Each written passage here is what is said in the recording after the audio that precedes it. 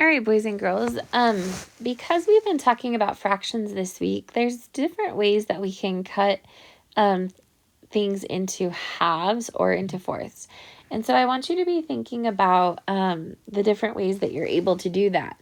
So I'm going to help you with the first one. So if you were to cut a square in half, you could cut it this way, or you could cut it across this way, or you could cut it diagonal this way or diagonal this way. Those are all the different ways you could cut it. Now I want you to think of the next part is how many different ways could you cut a circle in half? So if I'm looking at this, I could maybe cut my circle in half this way. I would not cut it like this because that would not be equal. That wouldn't be like a fair share.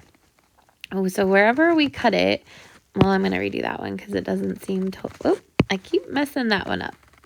We want to make sure that it's totally in half as close as we can all the different ways. Okay, so let's look at the rectangle. Now remember, we wouldn't want to do this because that's not in half, but we could cut it this way to be in half. So what other ways can you think of to cut this rectangle in half? We could go this way, we can cut across this way, or across this way. So it's just getting us thinking about the different ways that we can cut things in half. So if we look at the back, we're doing some more minus 10.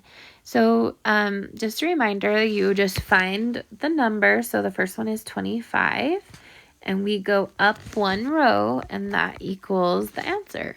So I'll do one more with you. We're going to do 37, and we just go up a row, and the answer is 27. So good work today, boys and girls. This was pretty easy work, and you did an awesome job.